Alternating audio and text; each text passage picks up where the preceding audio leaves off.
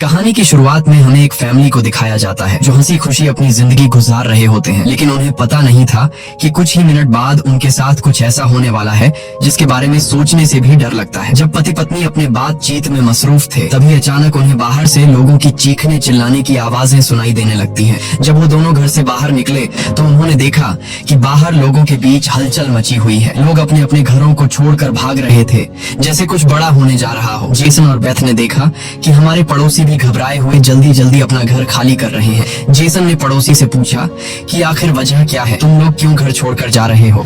लेकिन वो लोग इतने जल्दी में थे कि उन्होंने जेसन की बात का कोई जवाब नहीं दिया। वहीं उन्होंने देखा कि पड़ोसी का बेटा भी अपना सामान पैक कर रहा है। जेसन ने जब उस बच्चे से पूछा कि तुम लोग कहाँ जा रहे हो, तो उस बच्चे ने जवाब दिया कि मेरे पापा का एक दोस्त गवर्नमेंट ऑफिसर है। उन्होंने कहा कि एक बहुत ही जहरीला वायरस फैल चुका है जो एक नॉर्मल इंसान को मॉन्स्टर में बदल देता है। लेकिन तभी वहाँ उस बच्चे की माँ आ गई और उसे पकड़कर वहाँ से ले जाने लगी। जेसन ने उससे पूछा कि आखिर ये बच्चा किस वायरस की बात कर रहा है, जिस पर इस बच्चे की माँ ने कहा कि अभी बताने का वक्त नहीं है, अपनी वाइफ और बेटी को लो और इस शहर से जितना हो सके दूर निकल जाओ। ये सुनकर जेसन और बेथ बहुत ज्यादा घबरा गए। उसके बाद जेसन बिना सोचे समझे अपनी फैमिली को गाड़ी में बिठाकर शहर से बाहर ले जाने लगता है। मगर रास्ते में उन्होंने देखा कि जो पड़ोसी भाग रहे थे वो वापस लौट रहे हैं। ये देखकर उन्हें और भी अजीब लगने लगा। आगे जाकर ये लोग ट्रैफिक में फंस जाते हैं। जब जेसन और उसकी फैमिली गाड़ी से बाहर उतरे तो उन्होंने देखा कि शहर से बाहर निकलने वाला अकेला रास्ता पुलिस ने बंद कर दिया है। आसमान में यहाँ वहाँ हेलीकॉप्टर्स पहरा देने लगे। लोगों को बताया जाने लगा कि शहर में एक जहरीला वायरस फैल गया है और तुम लोगों को जल्दी से घर वापस लौटना चाहिए। ये बात सुनकर जेसन को कुछ अजीब लगा कि जब शहर में वायरस फैल गया है तो लोगों को शहर से बाहर निकालने के बजाय उन्हें शहर में ही क्यों रहने को कहा जा रहा है। तभी अचानक पास की पहाड़ से एक बड़ा सा पत्थर उनके कार पर आ गिरा। ये देखकर वो लोग बहुत ज्यादा घबरा गए। पहाड़ हिलने लगा। तभी उस पहाड़ के पीछे से दो मिलिट्री के फाइटर जेट्स निकलकर शहर की तरफ बढ़े। वो दो फाइटर जेट्स पूरे शहर पर बमों की बारिश करने लगे, जिससे पूरा शहर राख में बदल गया। जेसन की वाइफ बेथ को फौरन समझ आ गया कि अगर वो पुलिस की बात मानकर घर लौट जाते तो उनका अंजाम बहुत बुरा होने वाला था। उसके बाद वो फाइटर जेट्स सड़क पर मौजूद लोगों की तरफ बढ़ने लगे। ये देखकर सभी लोगों में हलचल मच गई। अब सबको समझ आया कि गवर्नमेंट उन्हें मारना चाहती है। सभी अपनी जान बचाने के लिए यहाँ वहाँ भागने लगे। और जेसन और बेथ को समझ आया कि वो कहीं भी भाग लें, वो फाइटर जेट्स उन्हें मारकर ही रहेंगे। तभी बेथ ने पीछे मुड़कर पहाड़ पर एक स्कूल देखा और उसे लगा कि बचने के लिए वो जगह बेहतर रहेगी। जिसके बाद जेसन बेथ और जोई को लेकर स्कूल की तरफ पहाड़ पर चढ़ने लगे। पीछे ब्रिज पर मौजूद लोगों पर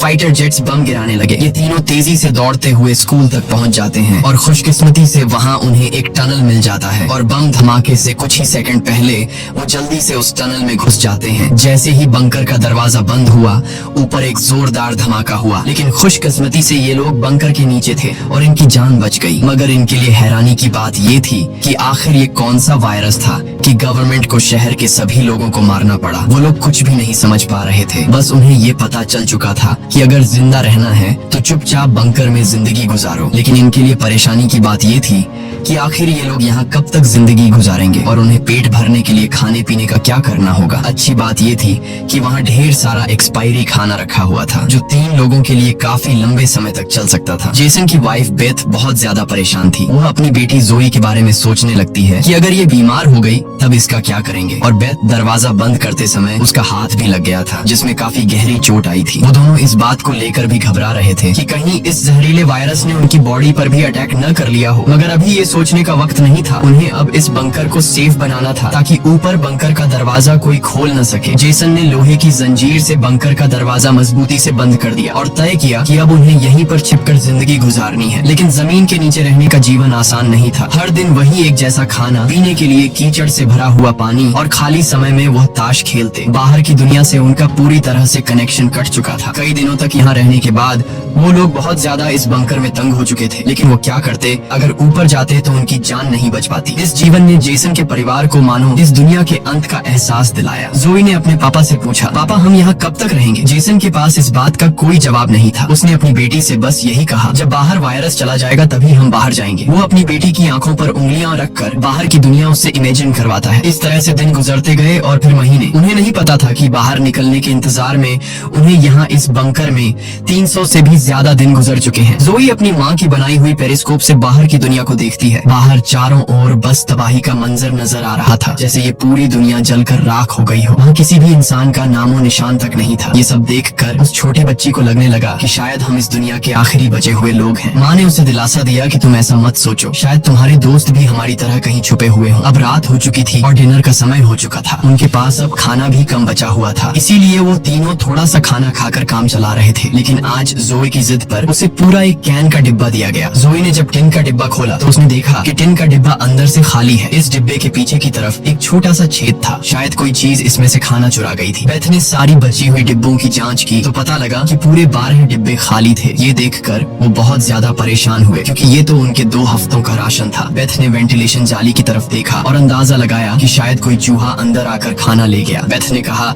कि अगर ये चूहा है तो इसे जल्द मारना पड़ेगा, नहीं तो ये हमारा सारा खाना बर्बाद कर देगा। बेटी के उदास चेहरे को देख जेसन ने उसे दिलासा दिया कि छोटी छोटी बातों से परेशान मत हो, अगर खाना खत्म हो भी गया तो मैं ऊपर जाकर कुछ सामान ले आऊंगा। अगले दिन जब जोई अपनी माँ के साथ ब्लॉक्स में खेल रही थी तभी पीछे से हल्की सी आवाज आई। जोई ने जब पीछे मुड़कर देखा तो एक चूहा फिर से टिन फूड चुराने घुस आया था। इससे पहले कि वो चूहा भाग जाता, जोई ने फौरन अपने पेरेंट्स को बुलाया। आज उन्हें इस चूहे को हर हाल में मारना था। जेसन गुस्से में चाकू निकालकर उसे टुकड़े टुकड़े करने के लिए आगे बढ़ा, लेकिन वो छोटा सा चूहा बहुत तेज निकला। वो जेसन के वार से खुद को बचाते हुए निकल भागा और टेबल पर रखी लालटीन को भी गिरा दिया। जैसे ही वो अपने बिल में घुसने वाला था तभी बेथ ने अचानक झपटा मारा और चूहे को मार दिया। वो सब चूहे को मारने की खुशी मना रहे थे कि दूसरी तरफ लालटीन के गिरने से धीरे धीरे आग बढ़ने लगी। जेसन दौड़कर उस लालटेन को बंद करने लगा, लेकिन वो लालटेन बहुत गर्म था जिससे जेसन का हाथ जल गया और लालटीन का शीशा फटने पर पूरे टेबल में आग लग गई। बेथ ने पर्दा फाड़कर आग बुझाने की कोशिश की। जेसन ने नल से आधी बाल्टी पानी निकालकर उस आग पर डाला। जैसे तैसे करके उन दोनों ने उस आग को बुझा लिया, लेकिन खतरा अभी टला नहीं, बल्कि अब उनके लिए और भी मुश्किल बढ़ने वाली थी, क्योंकि आग तो वो लोग बुझा चुके थे, मगर आग से निकलने वाले धुएं ने पूरे बंकर को धुएं से भर दिया था और वो धुआं धीरे धीरे वेंटिलेशन जाली से ऊपर की तरफ निकल रहा था। ये देखकर वो सब घबरा गए, क्योंकि ये धुआं उनका वहाँ होने का ठिकाना जाहिर कर रहा था। अब सब लोग सांस रोक कर बैठे थे। जेसन ने कहा कि शायद रात का अंधेरा धुएं को छुपा लेगा और किसी को हमारे ठिकाने के बारे में पता नहीं चल पाएगा। वो तीनों डर के साए में पूरी रात जागते रहे। अगली सुबह उन्होंने खुद के तसल्ली के लिए पेरिस्कोप से बाहर झांक कर देखा तो उनके पैरों तले जमीन खिसक गई। उन्होंने देखा कि बाहर तो पूरा धुएं का गुबार उठा हुआ था। ये देखकर उन लोगों की बेचैनी बढ़ने लगी। उन्हें पूरा यकीन हो गया था कि उनके ठिकाने का राज खुल चुका है। तभी बीत ने कहा कि अगर धुआं उठा है तो उस पास राख भी जमा हुआ होगा, जिसकी जांचबीन करते हुए हमारे ठिकाने का पता चल सकता है। इसीलिए अब हमें राख की सफाई करनी होगी। जिसके बाद पति पत्नी ने बाहर जाकर सफाई करने का फैसला किया। जाने से पहले जेसन ने अपनी बेटी जोई से कहा कि जोई, मुझे प्रॉमिस करो कि बाहर से चाहे तुम्हें आवाज आए या फिर कुछ भी हो जाए, बस तुम्हें बाहर नहीं निकलना है। बेटी से वादा लेने के बाद उन्होंने दरवाजे की जंजीर खोली, बाहर की आवाजों को ध्यान से सुना और जब यकीन हुआ कि बाहर कोई भी नहीं है तब दोनों ने मिलकर बंकर का दरवाजा खोला और बाहर निकल गए। अब उनकी बेटी अकेली अंदर रह गई। वो अपने पेरेंट्स का इंतजार कर रही थी, लेकिन बहुत देर तक इंतजार करने के बाद भी जब उसके माता पिता वापस नहीं आए तो उसने स्टूल पर चढ़कर दूरबीन से बाहर के हालात देखने लगी। जल्द ही उसने देखा कि उसके माता पिता बंकर के दरवाजे को छुपाने की कोशिश कर रहे थे, लेकिन तभी जोई ने कुछ ऐसा देखा जिससे उसकी सांसें गले में अटक गई। उसने देखा कि दूर जंगल में एक काली परछाई तेजी से उनकी तरफ बढ़ रही है। बच्ची ने जोर से चिल्लाकर पापा को पीछे देखने को कहा, लेकिन दूरी बहुत ज्यादा थी। उसके माता पिता सुन ही नहीं पाए। घबराहट में बच्ची अपने डर को भूल गई और सीढ़ी पर चढ़कर बंकर से बाहर निकल आई। बाहर आते ही उसे एहसास हुआ कि उसके माता पिता अब वहाँ नहीं थे। बच्ची ने बेचैनी में जोर जोर से अपने माता पिता को पुकारना शुरू किया। तभी पीछे से अचानक उसका मुंह किसी ने दबोच लिया। ये कोई और नहीं बल्कि उसकी माँ थी। कुछ सेकंड्स बाद एक जंगली हिरण का झुंड तेजी से वहाँ से गुजरा। हालांकि वो तीनों बाल बाल बचे, लेकिन बीत का डर और ज्यादा बढ़ने लगा। इन हिरणों का इस तरह भागना जरूर किसी खतरनाक चीज से बचने की कोशिश थी।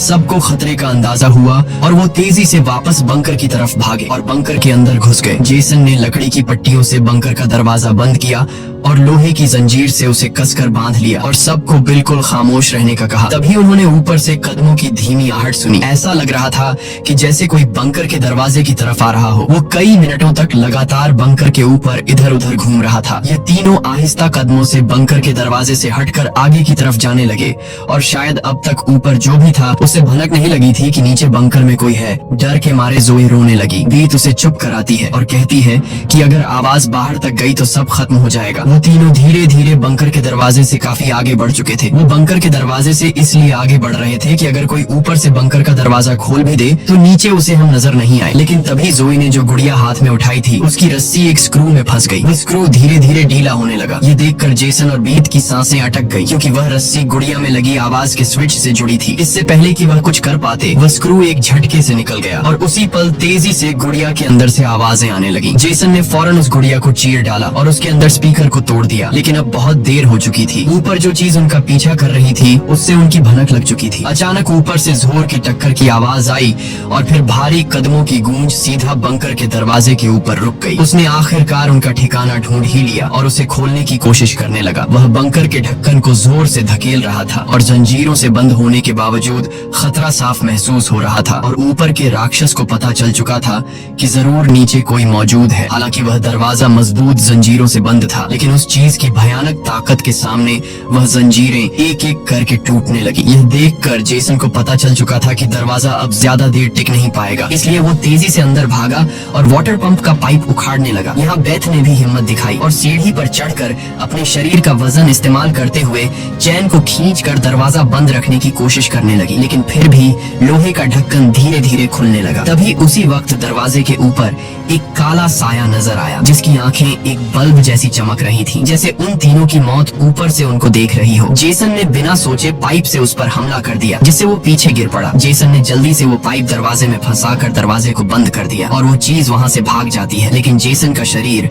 अब भी बुरी तरह कांप रहा था। वह कभी सोच भी नहीं सकता था कि बाहर की दुनिया में न सिर्फ बेरहम सोल्जर्स थे, बल्कि खतरनाक राक्षस भी घूम रहे थे। वह पूरा परिवार सीढ़ियों के पास मायूस बैठ जाता है, क्योंकि अब उनका ठिकाना उजागर हो चुका था। अब किसी भी वक्त उन पर हमला हो सकता था और उन्हें इस बात का अंदाजा भी हो चुका था कि इस बार तो एक आया था, लेकिन अगली बार जब वो आएंगे तो उनकी तादाद काफी ज्यादा होगी और हम उनके सामने कुछ नहीं कर पाएंगे। थोड़ी देर बाद अचानक अलमारी हिलने लगी। जेसन और बेथ समझ गए कि उसने अपने बाकी साथियों को भी बुला लिया है। ऊपर से तेज कदमों की आवाजें सुनाई देने लगी, मानो हजारों जीव उनके सिर पर दौड़ रहे हों। फिर वह सभी बंकर के दरवाजे पर इकट्ठा हो गए। उनके डर से नीचे जेसन, बेथ और जोई कांप रहे थे। तभी उन्होंने अचानक एक जबरदस्त हमला शुरू कर दिया। इस बार की ताकत पहले से कहीं ज्यादा थी। मजबूत लोहे का दरवाजा टूटकर नीचे गिरा और बंकर के दरवाजे पर ढेर सारी आंखें चमकने लगी, जिसे वह लोग डर के मारे पीछे की तरफ भागने लगे, लेकिन वह राक्षस भी उनके पीछे चलते आ रहे थे। बेथ ने अपनी तेल की लैंप फेंक दी और उनके और अपने बीच पर्दे में आग लगा दी और अलमारी को पकड़कर दोनों ने उनके बीच रास्ते को ब्लॉक कर दिया। वह सभी तेजी से बंकर के अंदर की तरफ भागने लगे, पर वह लोग जानते थे कि यह सब उन्हें ज्यादा देर नहीं रोक सकते। उनके पास अब बचने का कोई रास्ता नहीं था। तभी बच्ची को जमीन की ओर खुलने वाला एक वेंटिलेशन दिखाई दिया। जेसन ने ताकत से उसे तोड़ा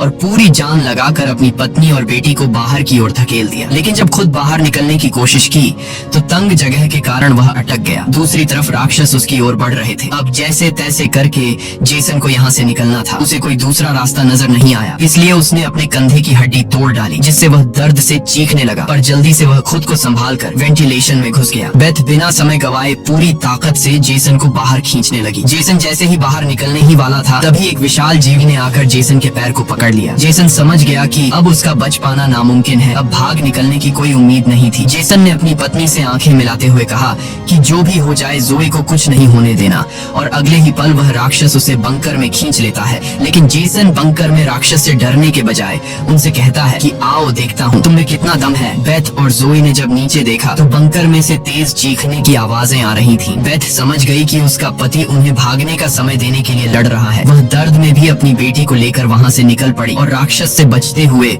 वह काफी दूर आए, लेकिन भागते भागते उन्हें कुछ अजीब महसूस हुआ। उन्होंने देखा कि जो हाईवे बाहर की दुनिया तक खुलता था, अब वहाँ ऊंची दीवार खड़ी थी, यानी अब इस शहर से कोई भी बाहर नहीं निकल सकता है। तभी वहाँ हेलीकॉप्टर दूर से उड़ता हुआ आया। जब बेथ ने पीछे मुड़कर देखा तो वह एक आर्मी हेलीकॉप्टर था। वह हेलीकॉप्टर तेजी से उनके पास आकर उन पर अपनी तेज स्पॉटलाइट चमकाई। ये दोनों जैसे ही वहाँ से भागने वाले थे, तभी ऊपर से उन पर एक बड़ा जाल आ गिरा, जिसमें ये दोनों फंस गए। वह दोनों हर एक संभव तरीके से जाल से खुद को छुड़ाने की कोशिश करने लगी, लेकिन जाल ने इन दोनों को बुरी तरह से जकड़ लिया था। बेथ ने जाल की जाली के बीच से देखा कि कुछ हरी आंखों वाले काले साए उनके पास आ रहे हैं। तभी यहाँ हमें कहानी का असल राज मालूम हुआ। ये जो बंदूक थामे पीली आंखों वाले लोग, जिसे हम राक्षस समझ रहे थे, ये असल में कोई एलियन या फिर वायरस से इन्फेक्टेड लोग नहीं थे, बल्कि ये तो मिलिट्री के सोल्जर्स थे, जो गैस मास्क और नाइट विजन ग्लासेस लगाए हुए थे। वही आंखें जिसकी पीली चमक उन्हें किसी दूसरी दुनिया का दिखा रही थी। लेकिन सवाल आता है कि आखिर आर्मी वाले इन लोगों के जान के दुश्मन क्यों बने हुए थे? ये सारा राज आपको आगे की थोड़ी सी बची हुई स्टोरी में मालूम पड़ जाएगा। अब बेथ और जोए दोनों इन सोल्जर्स के कंट्रोल में थे। इनमें से एक सोल्जर ने एक बड़ी सी इंजेक्शन निकाली और दोनों के गले में बारी बारी से चुभा दी। जब इनके ब्लड को टेस्ट किया गया तो पता लगा कि ये दोनों भी जहरीले वायरस से इन्फेक्टेड है, जिसका मतलब कि ये दोनों इस धरती के लिए एक खतरा है, यानी अब इन्हें मार दिया जाएगा। असल में जब वायरस पहली बार फैला था तभी इस छोटे से शहर के कई लोग इसकी चपेट में आ चुके थे। ये वायरस हवा से फैलता था और ये वायरस एक इंसान से दूसरे इंसान को बहुत ही जल्दी लग जाता। इन्फेक्टेड लोग खुद भी नहीं जानते थे कि वो बीमार है और गवर्नमेंट के पास इस वायरस को रोकने का कोई एंटीडोट नहीं था। इन्फेक्टेड लोगों को मारने के अलावा गवर्नमेंट के पास दूसरा कोई रास्ता नहीं था। बेथ रो रो कर कहती है कि प्लीज मेरी बच्ची को जाने दो। जब बेथ ने देखा कि ये सोल्जर्स उसकी छोटी बेटी को भी नहीं छोड़ने वाले तो वो पूरी तरह गुस्से में आ गई। उसके चेहरे पर काले निशान उभरने लगे, लेकिन इससे पहले कि वो कुछ कर पाती एक सोल्जर की गर्दन से खून का फव्वारा फूट पड़ा। वो कोई और नहीं बल्कि मौत से लौट कर आया जेसन था। दरअसल बंकर में जेसन मरा नहीं बल्कि वहाँ वो खुद पर कंट्रोल खोकर वहाँ सभी सोल्जर्स को मार डाला। उस वक्त वो बहुत ज्यादा गुस्से में था। चेहरे पर काले निशान और आंखें गुस्से से लाल थीं